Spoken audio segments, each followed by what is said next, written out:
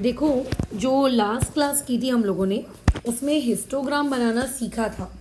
जैसे पाई डायग्राम बनाना सीखा था, उसके बाद हमने पाई डायग्राम को स्टडी करना सीखा। अभी हम लोग हिस्टोग्राम बनाना सीख रहे हैं और फिर हम लोग हिस्टोग्राम को स्टडी करना सीखेंगे। ठीक है, खैर, तो हिस्टोग्राम को स्टडी करने की बारी आ गई है। एक ट्राइडिस में तुम्हारे पास ऑलरेडी एक सवाल था, उसी से मैं बताती हूँ कि हिस्टोग्राम की स्टडी करने वाले जो सवाल रहते हैं इनको आप किस तरीके से अटेम्प्ट करोगे। तो देखो क्या बोला जा रहा है, सवालों को रीड करना है और सवालों को उसके अकॉर्डिंग आंसर करना है। कोई ऐसा फिक्स पैटर्न नहीं है रटा रटाया कि आप उसको रट के जवाब दे दोगे और हमेशा वो पैटर्न चल जाएगा। ठीक है, चलो क्या बोला है, what information is been given by the histogram.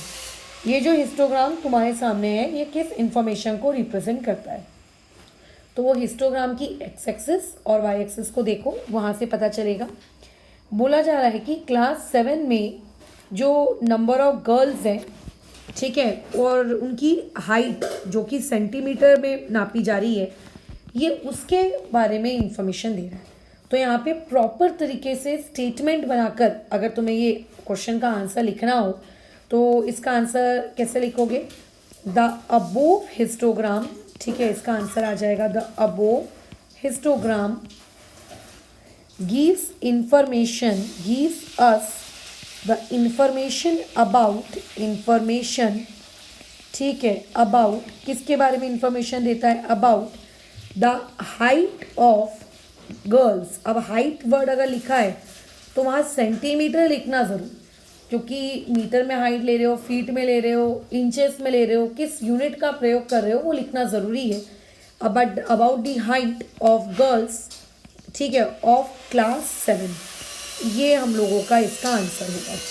तो कल को तुम्हारी अगर किसी एक्सरसाइज में या रैंडम किसी भी क्वेश्चन में तुम्हें बोला जाता है कि बताइए ये हिस्टोग्राम या कोई भी अदर ग्राफ किस चीज़ के बारे में इंफॉर्मेशन दे रहा है, तो आप उसका एक्स एक्सिस देखिएगा और आप उसका क्या देखिएगा, वाई एक्सिस देखिएगा। वहाँ पे जो भी इंफॉर्मेशन लिखी होगी उस पर्टिकुलर इंफॉर्मेशन को आपको लिखना है। ठीक है, with the proper usage of grammar. ऐसा नहीं कि रैंडम भी कुछ भी लिखे जा रहे हैं। तो इस तरीके से हम लोगों का जो सवाल नंबर फर्स्ट है वो कंप्लीट हुआ। आगे बोलते हैं कि which group contains maximum girls. ऐसा कौन सा ग्रुप है जहाँ पे सबसे ज़्यादा लड़कियाँ। तो देखो एक्स एक्सिस जो है ये किस चीज़ को इंडिकेट करता है, एक्स एक्सिस हाइट को इंडिकेट कर रहा है, और ये जो वाई एक्सिस है ये वाई एक्सिस किसको इंडिकेट कर रहा है, ये वाई एक्सिस आपके नंबर ऑफ गर्ल्स को इंडिकेट कर रहा है, बराबर। तो अगर तुम्हें ये देखना है कि सबसे ज़्यादा लड़कियां कहाँ हैं तो आपको वाई एक्सिस को देखना चाहिए, क्योंकि वाई एक्सिस आपका नंबर ऑफ गर्ल्स को इंडिकेट कर रहा है। तो देखो सबसे ज़्यादा लड़कियां कहाँ हैं, यहाँ पर है सबसे ज़्यादा लड़कियां, मैक्सिमम। अब वो ये पूछ रहा है कि बताइए कौन सा ऐसा ग्रुप है जहाँ सबसे ज़्यादा लड़कियां हैं, तो वो ग्रुप है 140 से लेकर 145। तो क्वेश्चन नंबर 2 का अगर आंसर लिखोगे तो ये लिखोगे 140 से लेकर 145। ठीक है, बराबर प्रॉपर तरीके से स्टेटमेंट बना के लिखना कि group 140 to 145 contains maximum girls, और 140 से 145 के बीच में एक लाइन खींच देना। आगे बोल रहा है कि how many girls have a height of 145 centimetres and more. ऐसी कितनी लड़कियां हैं जिनकी हाइट या तो 145 सेंटीमीटर होगी या तो उससे ज़्यादा होगी। तो देखो 145 सेंटीमीटर यहाँ से शुरू हो रहा है, एंड मोर का मतलब है उससे ज़्यादा। तो उससे ज़्यादा में क्या क्या आएगा, ये यहाँ से लेके ये जो पीछे का जो ये पूरा एरिया है ये पूरा आएगा, ये 140 यहाँ से लेके यहाँ तक, ये पूरा यहाँ से लेके यहाँ तक की जगह 145 सेंटीमीटर एंड मोर में काउंट की जाएगी। तो बोल रहे हैं ऐसी कितनी लड़कियां हैं जिनकी हाइट 145 सेंटीमीटर है या उससे ज़्यादा है। तो आपको इसको भी काउंट करना है, आपको इसको भी काउंट करना है, आपको इसको भी काउंट करना है। तो बताओ 145 या 145 से ज़्यादा वाली लड़कियां कितनी हैं? एक इधर 4 है, इधर 2 है, इधर 1 है।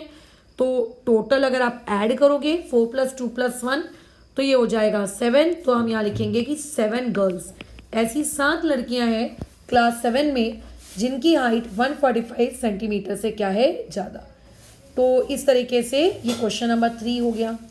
कल को सवाल ऐसा भी पूछा जा सकता था कि ऐसी कितनी लड़कियां हैं जिनकी हाइट 145 या उससे कम है, तो फिर आपको जहाँ से बोल रहा है कम बोल रहा है तो फिर आप पीछे की तरफ काउंटिंग करते हैं।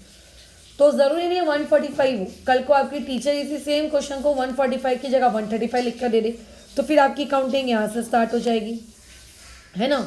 चलो आगे बढ़ते हैं, क्वेश्चन नंबर 4 में आते हैं। क्वेश्चन नंबर 4 देखो क्या बोल रहा है। Question number 4, if we divide the girls into following 3 categories, 3 categories में अगर हमने गर्ल्स को क्लासीफाई कर दिया, एक कैटेगरी 150 सेंटीमीटर एंड मोर, दूसरी कैटेगरी 140 सेंटीमीटर से शुरू होगा लेकिन 150 सेंटीमीटर तक ही जाना है, यानी कि 140 सेंटीमीटर से लेकर 150 सेंटीमीटर के बीच का डेटा।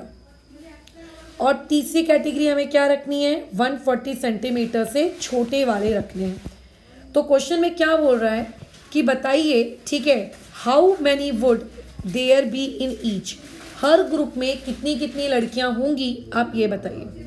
तो 150 सेंटीमीटर एंड मोर बोल रहा है, तो 150 सेंटीमीटर आप देखिए कहाँ से शुरू होता है, ये शुरू होता है 150 सेंटीमीटर, और यहाँ से वो बोल रहा है मोर, यानी कि एकदम एंडिंग तक जाना है, बराबर।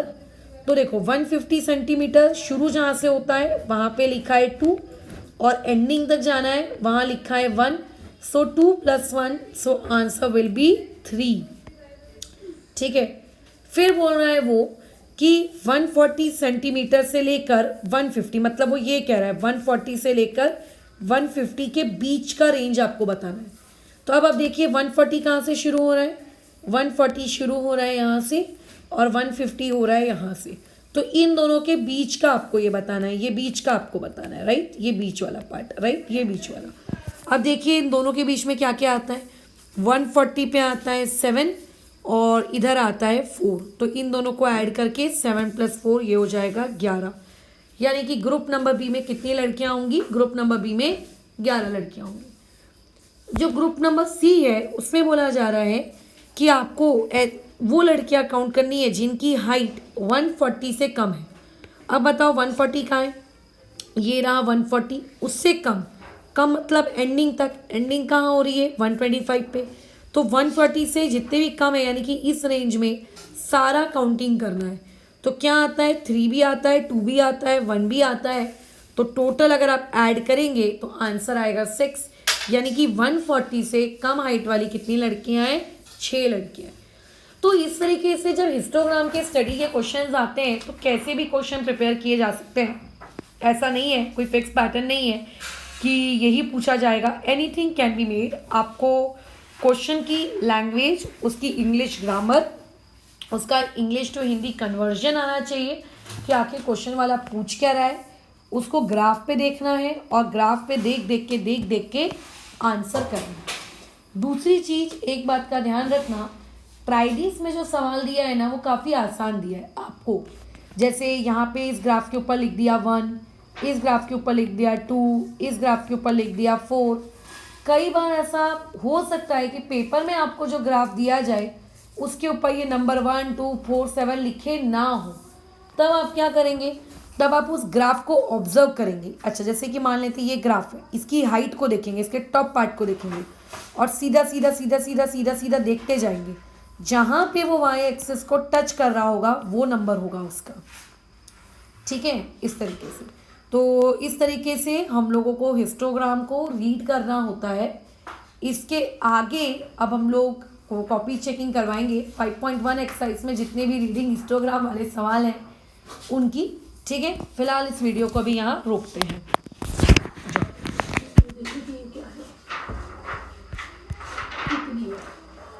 तूने तार निकाली क्या? तुम जाओगी ना भी, सीटी बजने वाली है। तो मुझे वंश अपना अटेम्प्ट भी तो भेजो ना। अगर तुमने सॉल्व कर लिया है तो मुझे कैसे पता चलेगा भाई कि सही सॉल्व किए हो कि गलत सॉल्व किए हो, है ना। अच्छा क्या है, अब तुम्हारा अटेम्प्ट आया है मेरे पास। The coefficient of m cube is 1, आखिरी वाले का √3। सेकेंड वाले में एरर हो गया ना वंश, उसके आगे माइनस साइन लगाया, उस माइनस साइन को तुमने इग्नोर कर दिया। और जो आखिरी वाला है उसमें तुमने लिखा है -2/3। वंश मेरे पास ना तुम्हारे सारे अटेम्प्ट्स नहीं आए हैं, मेरे पास तुम्हारे सिर्फ और सिर्फ स्टार्टिंग के। अच्छा ठीक है आ गए। सेकेंड वाले में करेक्शन है, उसे कर लो। और अगर आगे का थर्ड भी सॉल्व कर लिया है तो उसका अटेम्प्ट भेजो। वेनी अभी देखो, ग्रुप में मैंने कल के दिन एक और PDF शेयर किया था, वो बेसिकली इसकी आंसर की है ना। जो आपने MCQ अटेम्प्ट किए उसके आंसर की है। अब मुझे उस आंसर की को देखकर टैली करके ये बताओ कि तुम्हारे कितने में से कितने सही हुए हैं।